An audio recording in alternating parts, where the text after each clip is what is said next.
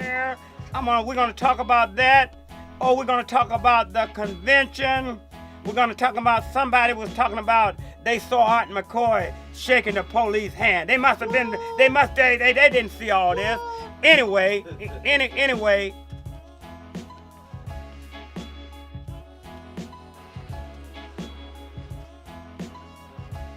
Are you tired?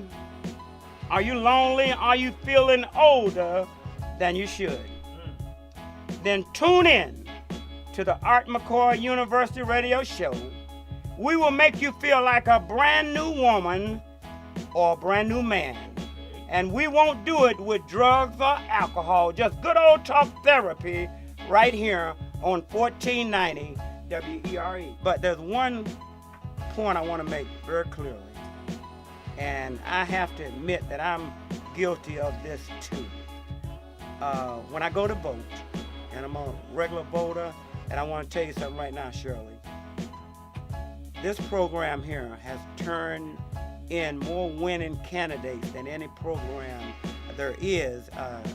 Check the record of those that's serving now. And the reason of that is because the people that listen to this show are registered voters and vote. So that's why this is, with our millions of listeners, that's why this is so important.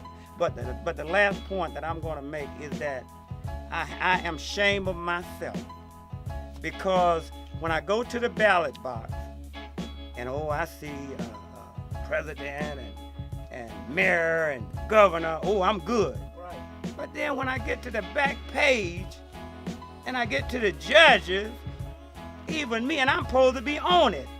Right. This name, and I get to shaking a little bit, you understand? And I get to guess it. And I tell you something, it bothers me very much because, look, we can talk about mayors, we can talk about governors, we can talk about presidents, but when it comes to the lives of us, judges might be the most important part of our existence. Give up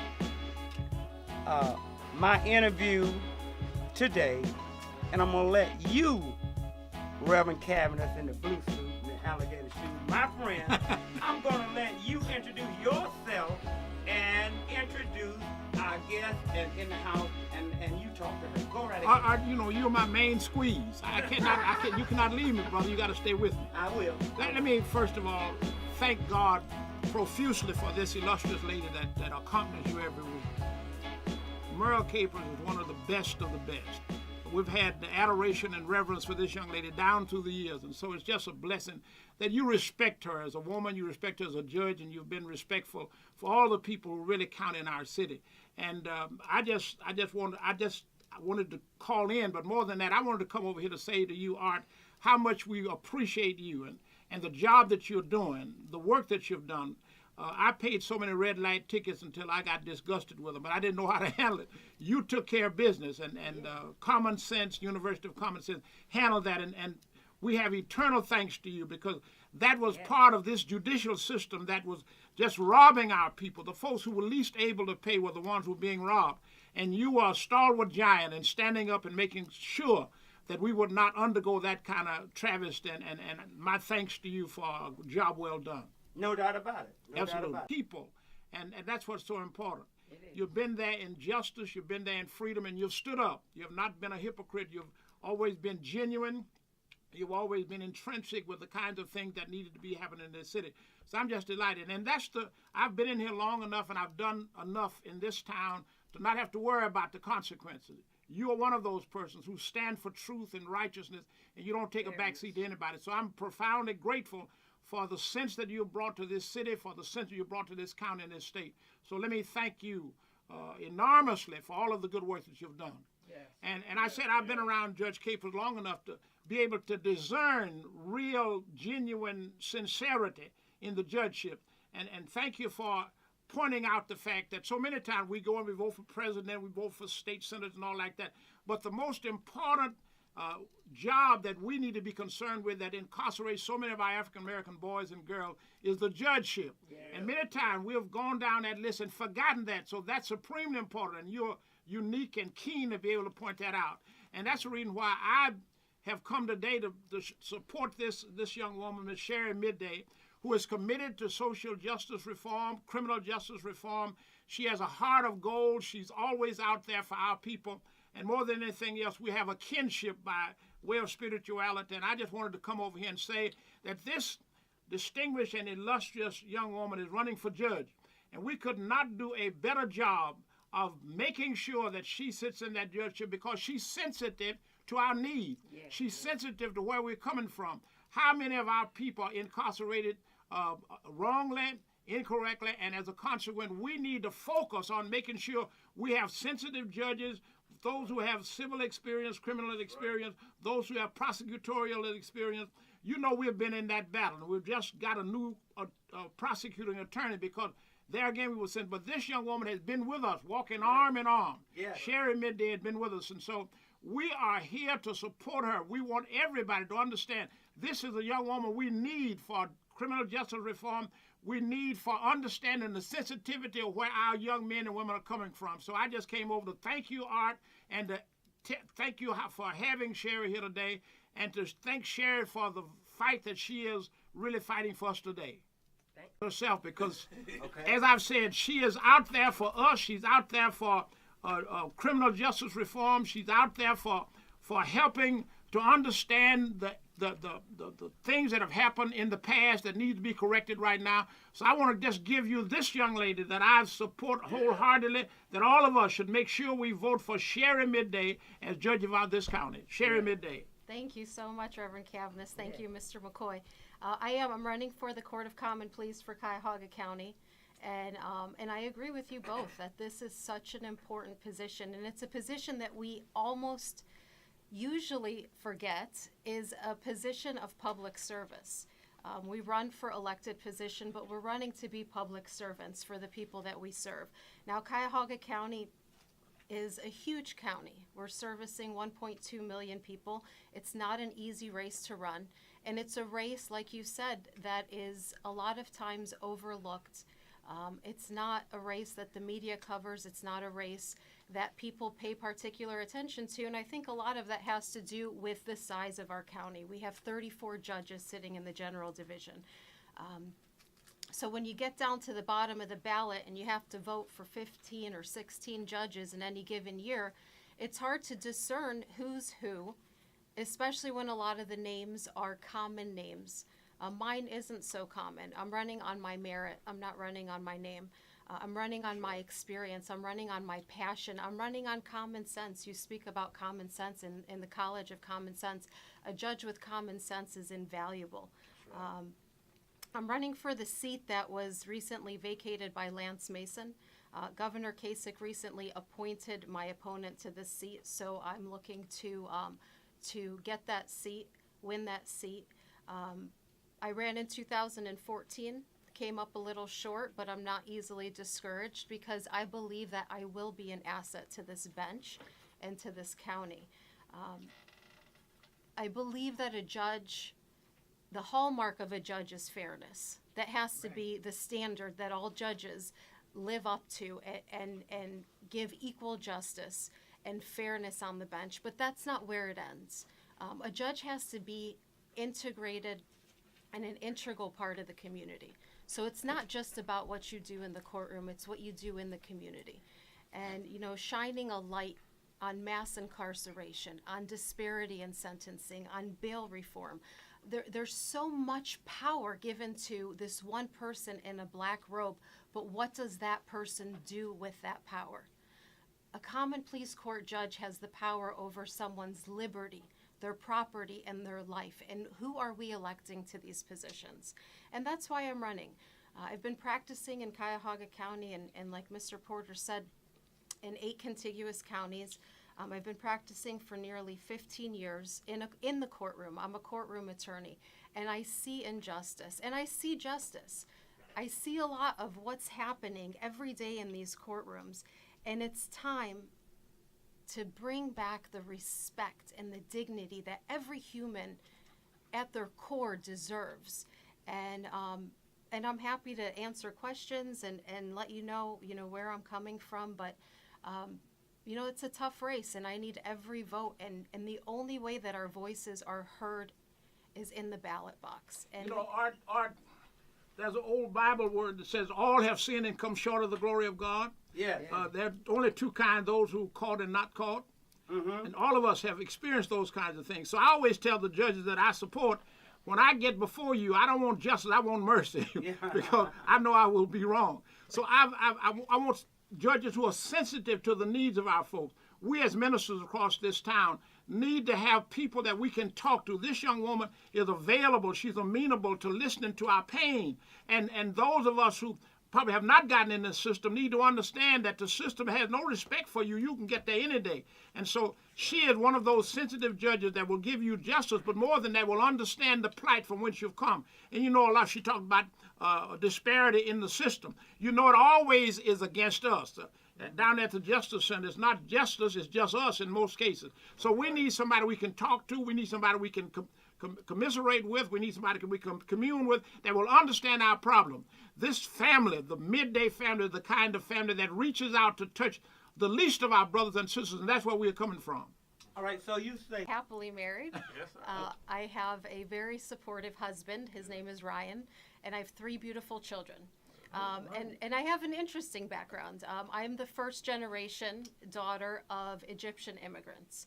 My parents immigrated from Cairo, Egypt, straight to East Cleveland, Ohio. I was born at the Crystal Towers in East Cleveland. No kidding. And my father's a pastor, so you know, my relationship with Reverend Cavness and the clergy comes from one and a perspective of being a PK. I was raised in the church.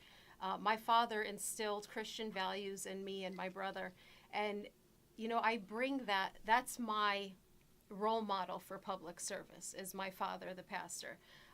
We serve a merciful and just God, and like Reverend Cavness mentioned the Bible verse, you know, if that's the standard that our God has, being merciful first and then just, it's a great example for how a judge can be on the bench. There are those, and we've just gone through it, who are insensitive to the plight of those who are the left out, the left behind, those who are caught in poverty, those who for no reason of their own have been caught and they're down, and they need some lifting up. You know, everybody who comes in the court system is just sometimes a victim. They're just there because of ulterior reasons, and you know, poor people have a tough time trying to navigate this system, and so we need judges that can look beyond our faults and see our needs and administer to those in time. So, Reverend Cavness. Yes, sir. What makes you think Sherrie Miday fits that criteria? She fits that because she has that sensitivity. She and her husband, her family, all of them are sensitive. They're out there working for us. They're working for the least of our brothers and sisters. They're out there leading kinds of things that inure and help the poor in our community. And so that is the reason why I'm supporting her, and I'm imploring all of us to reach down there and get somebody who will be concerned about us. You know, Art, you remember the judge who left this particular seat. Yes, I do. And the brother. Sad affair. Yes, there again. But for the grace of God, there go you and I. Yes, you and I yes, could sir. be caught. Yes, You know, sir. I was married for 42 years. I never hit my wife unless she hit me first. So I can understand how many times you can get caught in that kind of situation. You don't mean it, but it just get caught in it. Yes, sir. So, but you got to understand that here was the only African American on that court, and that young man made a mistake, and he's paying for it right now. But I had a personal conversation with him, and he said he hated that we do not have enough African American judges down there.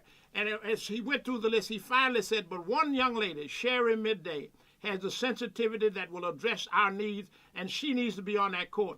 And people might want to criticize him for that, but I solicited his personal opinion. And that means much to us because he's been there, he's seen it, and he knows it. And he says, this is the young woman that we need to make sure that we get on that bench. You know, I don't know Sherrie Miday personally, but I have watched her. I watched her in our last campaign, and I've just listened and watched her. And I'll tell you something. I've grown to really respect her because of her passion. Shirley, where's all this passion coming from you wanting to be a judge so bad? You know, it's what I've lived for the last 15 years in the courtroom. Reverend Cavness talks about respect, and I know that it's how Judge Capers ran her courtroom. It's not just respect for the people standing at the podium. It's respect, and I've seen families of defendants and families of victims and victims coming into the court system being re-victimized by the system. Yes. It's that feeling that you're standing there and you don't have a voice. As a prosecutor or as an attorney in the courtroom, I didn't have a voice to correct those injustices that were happening before me. And the only way that I have a platform to change that in at least one courtroom is to put myself out there. Yes. And put myself out there to become elected by the people that have to hold me accountable to everything that I'm talking about on the campaign trail. We have to hold our electeds accountable because we all talk a good game. We're out every night giving a campaign speech, a stump speech, but who's holding these leaders accountable? If there's injustice happening on the bench, go out and vote. Vote for the person that you know will care about the community. So it's been a lifelong dream of mine to be a judge, and I truly believe that I can make a difference in the lives of not just the people at the podium, but the people affected every day by crime, people affected by poverty, people affected by violence. We have a voice. We just have to elect the right people to represent us. 2165 talked about compassion and all that, but Art McCoy, keep it real. Some people need slamming when they come into that courtroom. Absolutely. All right, so when we come back, I want to see if you got that side also, okay? Yeah, well, I understand where Brother Demetrius is coming from. When you're innocent and you're accused of a crime, a lot of times you feel like you don't have a voice in That's the right. courtroom. Mm-hmm. And, we have to make sure that every criminal defendant is represented by a competent attorney, that they have equal access to justice, like somebody with maybe more resources may have in hiring a high-powered attorney. Make sure that we are treating every defendant that comes through that courtroom with the same standard, whether they're coming from one zip code or the other, or whether they're from one race or the other. And that's where I think that we have a problem. We have a problem where sometimes folks are presumed guilty when they have a constitutional right to be presumed innocent until proven guilty. Now the judge has to apply the law to the facts and the evidence that are presented. So, when it comes to sentencing has to be fair. If you have a criminal record, that's going to be taken into consideration at sentencing. But all you can ask for in a situation like that is that each person is treated fairly, with dignity, with respect, and I hold myself to that standard. I'm asking all the voters of Cuyahoga County to get out on November 8th and make your voices heard. Make your voices heard. Help me keep Cuyahoga County safe. Help me keep our children safe. Help me make our community a better place to live. I can only do this if we all get out and we vote. So please, I'm asking for your consideration. Vote Sherrie Miday for Court of Common Pleas. Thank you. All right.